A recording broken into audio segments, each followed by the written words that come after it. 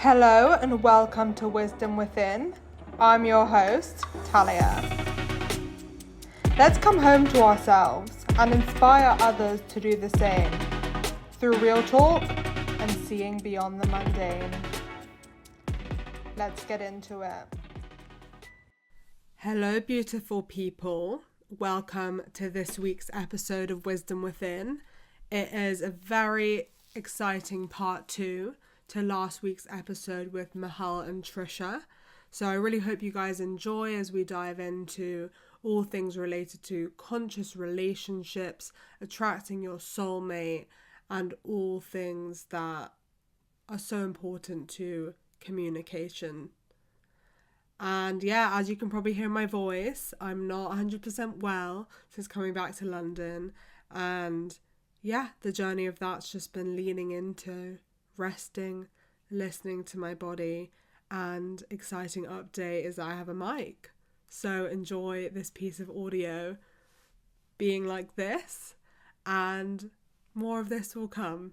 So thank you for your patience, thank you for your support. I'd love to hear your thoughts on these episodes, and there's more exciting ones to come. So let's get into it. Lots of love. I want to give a word of advice too, because the tantric path is the most beautiful path, but also to use for the people to use discernment as well on the path, because there's all different types of people, as we know, in not just spiritual community, but everywhere. There's narcissistic people, there's all different people, power plays, ego, whatever. So using discernment on this path, if you are wanting to join on the tantric path, and to be able to use discernment and to feel into what's right for you. When you go into a workshop and when you're feeling into these spaces, is to feel in, does this feel right? Does the teacher talk the talk, walk the walk? You know, you really want to go into this path. And I say this because it's such a special path, and I want you all to experience what I've experienced and what Michal's experienced, what Talia's experienced. You are your own guru. You do not submit or give your power to anybody. You use discernment on all paths. Yeah, you use discernment. I want to say one big part of a lot of tantric workshops is about learning how to activate your throat chakra, in learning about boundaries, learning about communication. Like, it's not only a physical thing, it's also about stepping into that part of things. And I think it's such a useful thing to learn, even if you don't pursue the path any further, just learning how to feel into your body, what's a yes and what's a no, because so many people don't even know that. We know in life there's all different walks of life, and Tantra spirituality is no different. So there is no guru, believe it or not, guys. There is no guru. The guru is yourself. Yeah. Yeah, the and guru I think is yourself. If you're getting into anything spiritual, anything in any place where people are trying to tell you that they have all the answers and that they aren't guiding you back to yourself, then you should probably run away. If they say that they're enlightened, run for the hills, because there is no human on earth that is enlightened. Maybe for a split second you might be enlightened for a split second, but we're all human, baby. We're all human, and to be human is to be imperfect. And if we weren't imperfect, we would just turn into a spirit straight away and leave our bodies. Yes. To be a body is to be limited. Yeah. And so just know that wherever you are, we're all learning. And that, I think maybe speak a bit more about what Tantra actually encompasses, because it's it's meditation, it's physical things, it's also workshops, it's so many different things, it's reading, you know? Being in conscious relationship, it's one of the biggest aspects of Tantra. You wanted to talk about this. Yeah, no, I know, because I think we don't have many examples of what a conscious relationship is. People probably don't even know what it is, but it's we just don't have many good examples of good relationships around us. I mean, I literally saw people on Instagram who had one, and that's been my inspiration.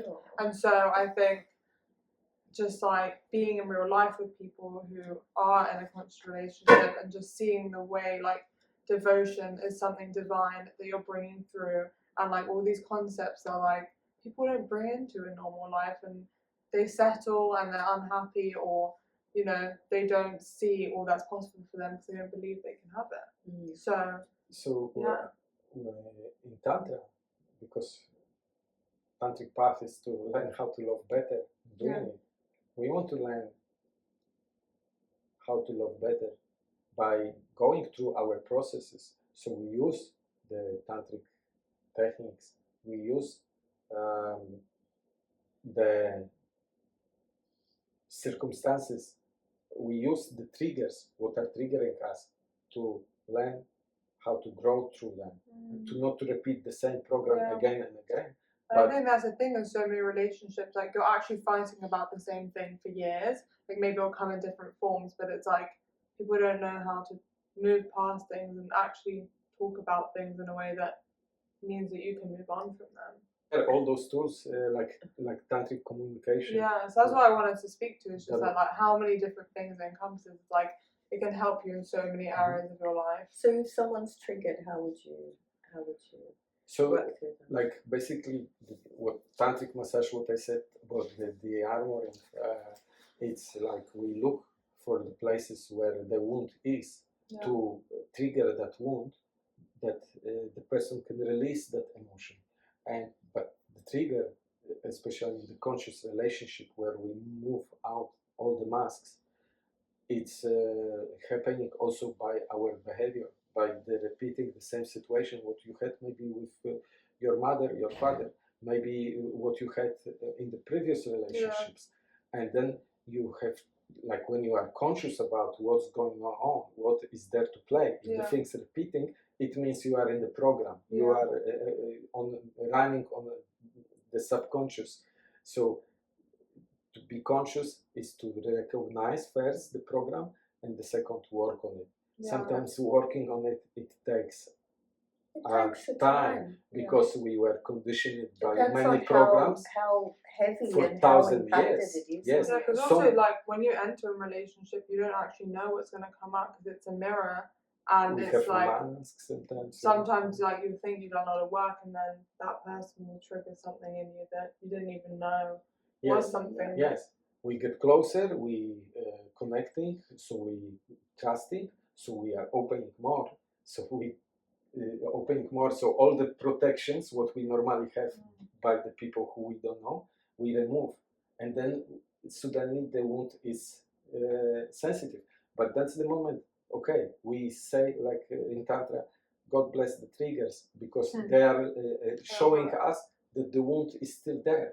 And now we have opportunity with this loving person, because yes, Tantra love with the all power of use it, don't lose it method, it really makes you so strongly connected that it actually helps you to bite your unhealthy ego, and from the love to that person, change your old patterns, because you don't want to lose that person, you don't want to harm that person, you want to grow through it. Let's cut through the shit though, because conscious relationships are hard.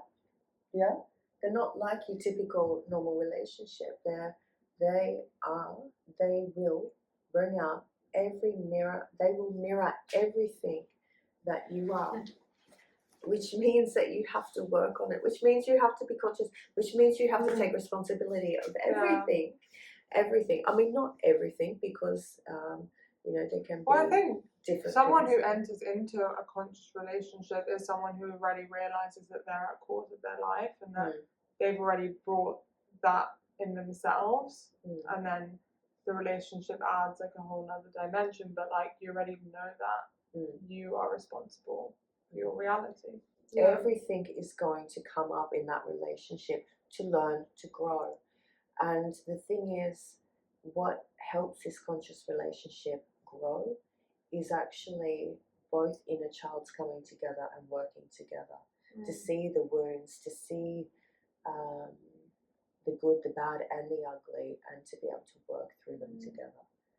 And to be conscious. it's a hard one, because say it's I'm not going to romance it either, romanticize it, because romanticizing it takes away the beauty of it, because the conscious relationship, we are going in to help each other heal, and there is no fairy tale in it. It is, for me, and when you look at a conscious relationship, you go into a bigger, higher consciousness. You go in as in, we are going in to be of service to the people around us, to ourselves, to be in our highest truth, and to be able to work through that, and to be human as well. There's so much, but the beauty of it is the unconditional love. You won't find a love like it. So like in unconscious relationship, when someone is triggered, they're triggered, they do the ping pong, and they shout back, and then it's ping pong, shouting back to each other. Yeah, and also I don't think there's unconditional love, because it's very conditional. It's like, if you don't do this for me, then it's over, and if you don't do that, it's over, and it's So it's like business relationship, So being conscious about that also, like in conscious relationship, when you got the trigger, like one person is like instead of doing ping pong, is realizing, okay, she's overreacting at the thing what I said. That means it's very sensitive. It means I trigger her wounds. So if you can be conscious about that, one of you can, instead of playing this ping pong, emotional ping pong, can decide like, okay, I hold the space for her. And this means like, okay, let her out all the emotions, let her everything out. I don't take it personally. It's not about me. It's about the wound. It's about the emotion what happened before in similar circumstances. So instead of was living outside your ego, being like, that's her thing, I'm here to support, but you can step outside of it. I always wanted to ask about like boundaries and unconditional love, because I think boundaries are super important, but I think when I think about unconditional love, it's so limitless that there are no boundaries, because you come so close to that person. So let me define first what unconditional love means. For me, it's a beautiful destination, like happiness. It's a beautiful destination, but we're never gonna be there 100%, 24/7. So you have to recognize that sometimes unconditional love to myself, sometimes I will feel insecure, and path to it is accepting that yes, I'm a human being. I can be insecure.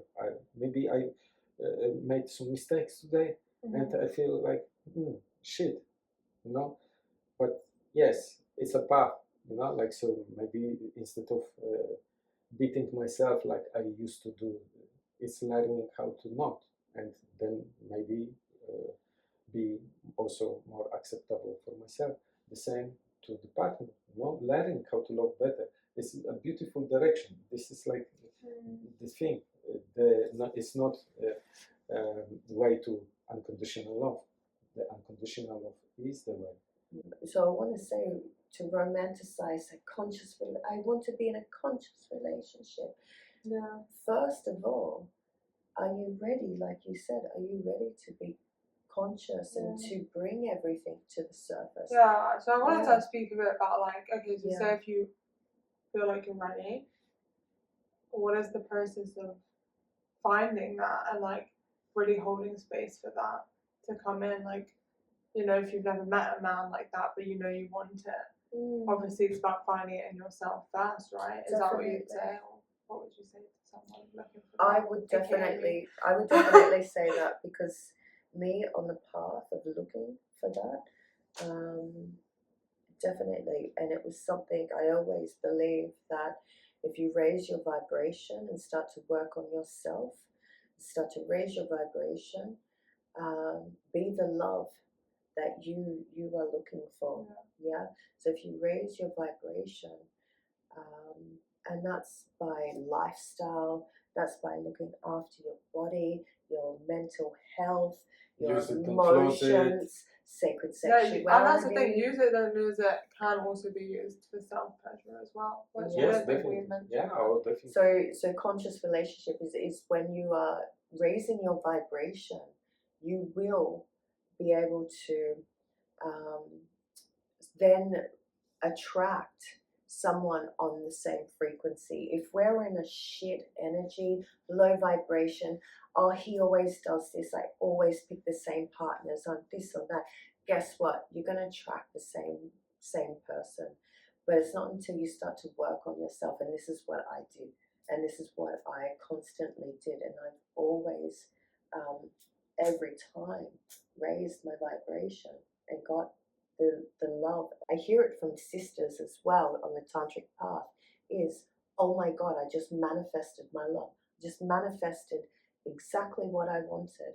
And it's not because it magically happened, it's because they were fucking working on themselves. You don't have to be all ready and I'm so healed and so ready. Yeah, exactly. It never happens like that. Yeah. We're human. But if you're starting to really raise that vibration, you're going to get that person that you long for, that is out there waiting. You know, this is what it is. Yeah, I think we're all destined to be with certain souls. This is how I feel. And some have many soulmates. Some have a few. Some are lucky to have one and through their lifetime. But I do feel that you are destined, and when you are ready and the other person is ready, it's serendipity, a synchronicity. It pulls you together.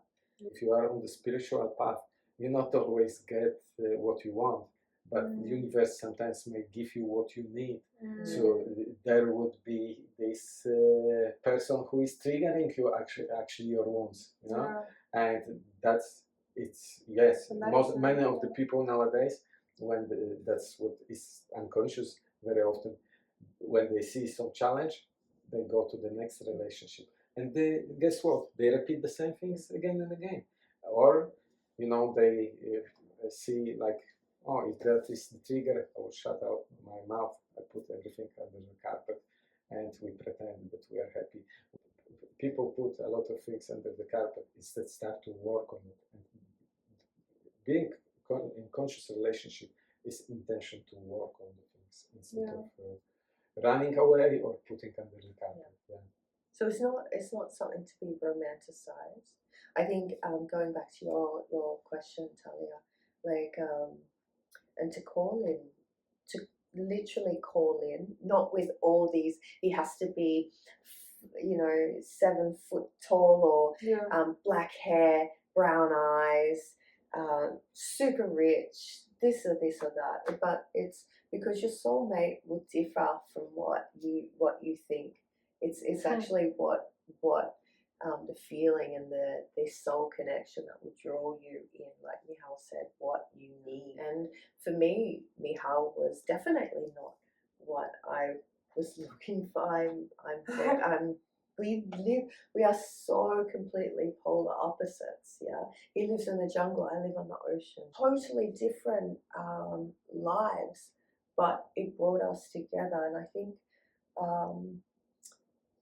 watch out, because your soulmate may differ from what you think. And it's just a feeling. It's a feeling. It's a knowing. Yeah. Our processes are like clearly showing us that everything is divinely orchestrated, because she would not trigger my wounds as I trigger her wounds.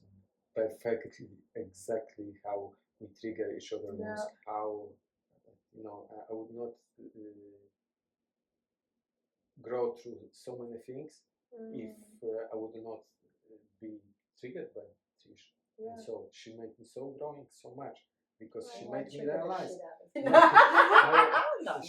She made me realize about some things. What, like, and also because I love her so much, and also we have beautiful connection in sacred sexuality. It all helps, like that we, instead of running away, we grow through the things. Beautiful. And even when we sometimes break apart, what happens, because we have really huge differences, and but then we have time to reflect, integrate, and then in the end we still loving each other. Back to each other. Yes. But this is the thing. This is you know, like a conscious relationship is the most powerful and beautiful. And this is what we're all wanting. We're looking at what we just came from our parents' parents. And it was always surface level. Yeah. There was not, I don't know about you, but I've never seen my parents embracing and intimate and you know, like I saw my parents kissing each other one time when my mother was going somewhere abroad, and for me it was like, wow, so beautiful. Yeah, that's what I'm saying. We don't have examples. Yeah. there is none. And I want to say we are all now coming into, you know, we are in the age of Aquarius. We all are awakening. We are all wanting something different, something more meaningful, something more powerful. I mean, there's so much bullshit in the social media at the moment.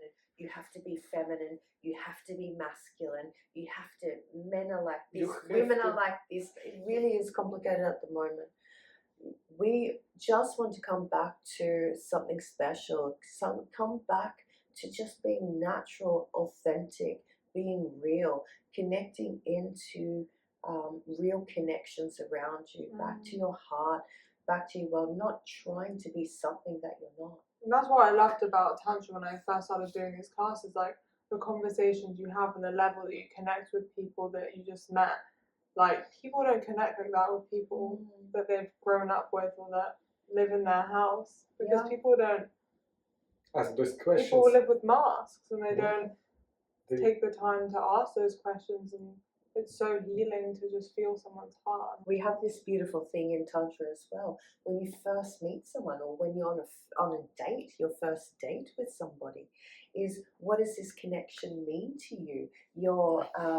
What does it mean to be in a relationship? What sort of relationship are you looking for? I mean, when we're dating now on Tinder and all these social media apps, we don't even ask all these questions. Like, where are these questions? What is sex? What does it mean after play, after care?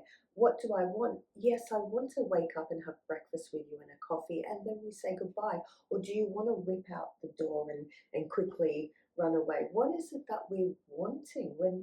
We just do not communicate. That's what I'm saying. So many people have blocks in their throat chakras that they don't even connect with their body to know how to communicate what they want, or they're afraid. Yeah. And this is the beauty to practice communication. My daughter said, like, hey, Pap, I don't speak with my husband about that. It's too much. It's too open. And that's how people live, you know, like this, you know, like it's normal. There's so much in Tantra, and there's so much in conscious relating and conscious living. Yeah, like we just talked about cosmic birthing and conscious relationships, conscious relating, and authentic communication. You know, there's so much that the Matrix just do not know what they're missing out on. Yeah, so this is why I'm bringing this to you guys. It's like never-ending story. I'm in it like 16 years, and every day is meaningful. I learning about something about myself. I'm growing. I'm learning how to love better. Yeah, hopefully this episode sparked something in you, made you want to read something or go take a step. So maybe you guys want to say quickly how people find you, what are your offerings, so that if people want to learn with you, they I guess you'll put the links in below. You'll put all the links in. But we teach Tantra for couples, me and Michal, Trisha and Michal. I also do Priestess. Is that in person? That's in person and online. Online. I also do Priestess of Isis, Egyptian Tantra, all online. Women's Sacred Sexuality, Men's Awakening. I take men and women to Egypt and sacred sites around the world and initiate them. You have an Egypt upcoming, right? I have one in September. Yes, definitely. Okay, cool. Huge, for 3 weeks. And I've been doing that for the last 15 years. So much. I'll put the Instagrams. And then you also offer, you have a community, you want to talk about that, and your volunteer program. Yes, so we're happy to teach together the Tantra for couples. Teach in Tantra Movement, our school, where we have also community. Now we beat the records. I think 15 or even 17 people are living there. And the Bamboo House, we do the teacher training course. We have this community of volunteers helping us, also people who are like devoted to Tantra, to spiritual path, to live together. Living in the community is another beautiful aspect of become more conscious. We love each other in the family way. And I'm so grateful for you guys for coming.